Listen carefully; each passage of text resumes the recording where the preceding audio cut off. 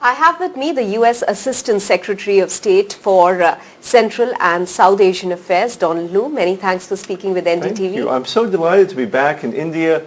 I was so happy to see so many old friends yesterday at the India-U.S. Forum. I'm sure. So are there any takeaways from the India-U.S. Forum that we can talk about? There are a lot. Now, as you know, with any of these conferences, the best discussions happen on the side of the meetings, not in the meetings themselves. But for everyone that I met yesterday, we agreed this was going to be a really big year for the U.S.-India relationship.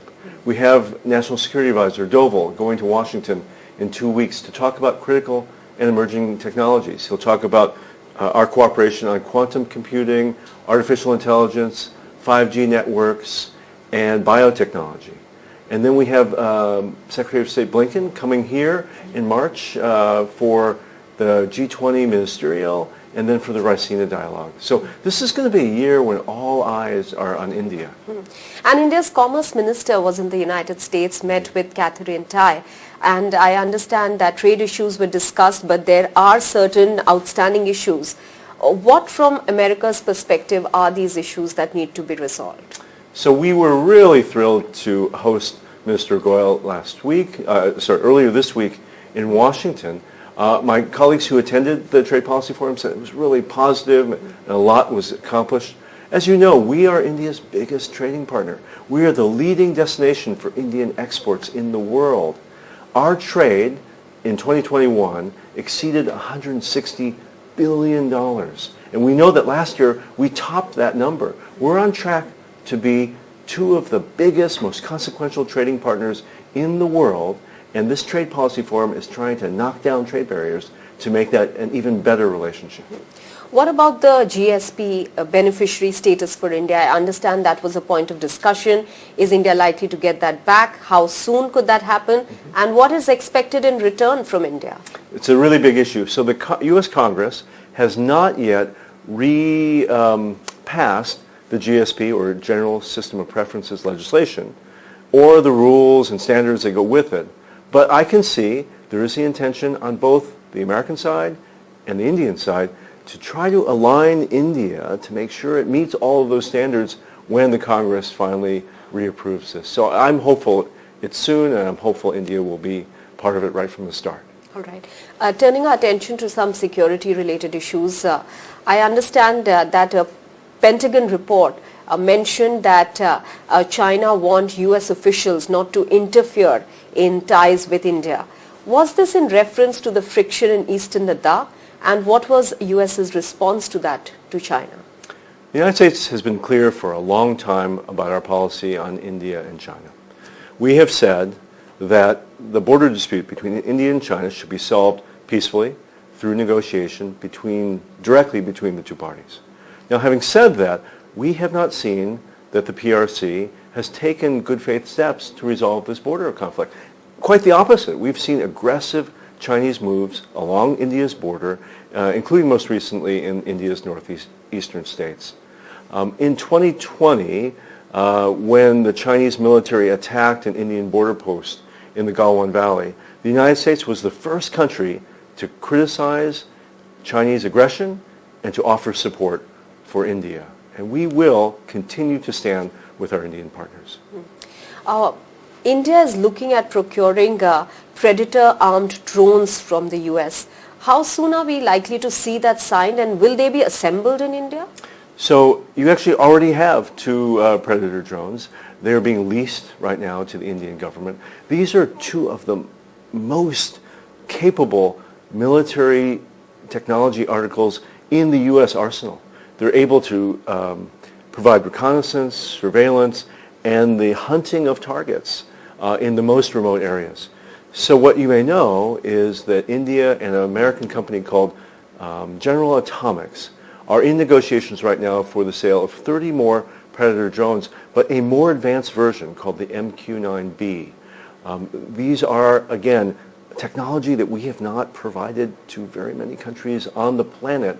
But I'm so thrilled that we're having these discussions. I have to refer you to the company and the government of India to know when and how they will be purchased. So it's very obvious that the relationship between India and the US is vast. Yes. Under those circumstances, many find it slightly baffling that India still doesn't have a full-time US ambassador. And recently it's been mentioned by one of the leaders from the opposition party, Shashi Tharoor, as well. Is that not a priority for the US to have a full-time ambassador over in India? Just last week, President Biden renominated Los Angeles Mayor Eric Garcetti as his nominee to be the U.S. ambassador to India. I'm from Southern California, very close to Los Angeles. Mayor Garcetti is a big deal in California. He is a terrific candidate to be U.S. ambassador. He studied South Asian studies at university. He speaks Hindi. He has traveled extensively in India. What you may also know is our system is quite slow. It's very usual that it can take months or even years sometimes to confirm a U.S. ambassador. When I first served as U.S. ambassador, it took me 18 months to get confirmed. I'm confident India will very soon have a fully confirmed ambassador. Until then, my good friend and colleague, Ambassador Beth Jones, is serving capably as our chargé.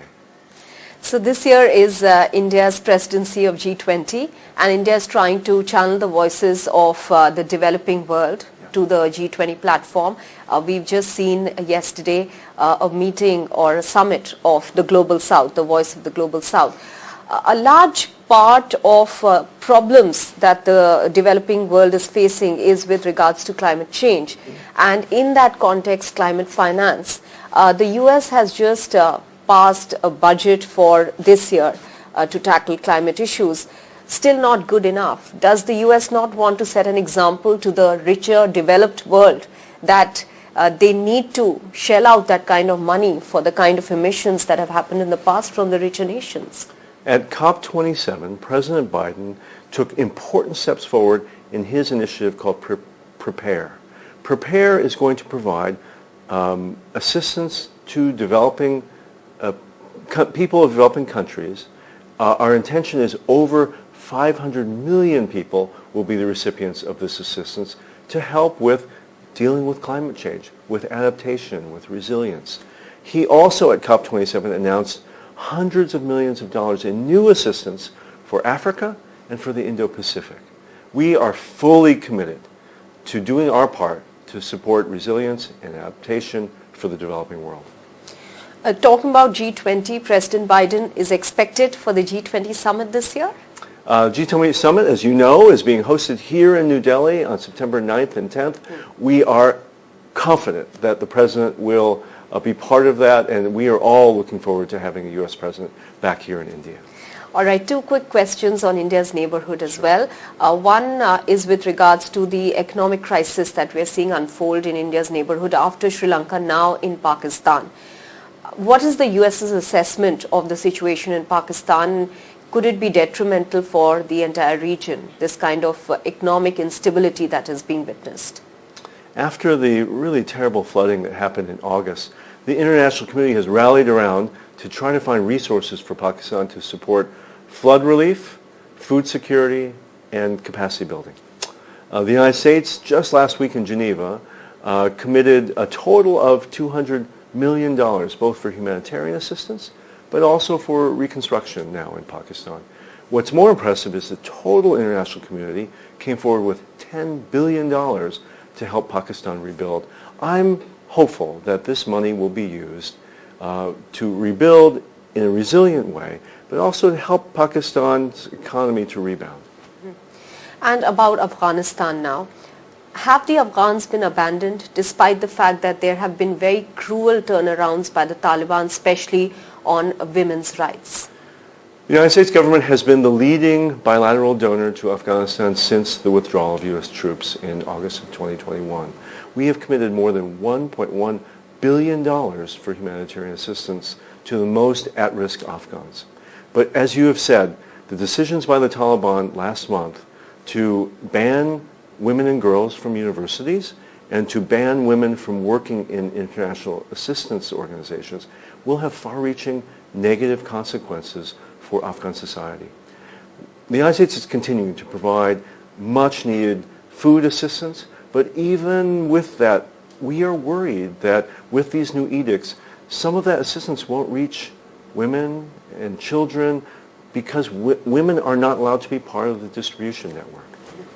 So what is the US going to do about it? Is there anything that you feel needs to be done now?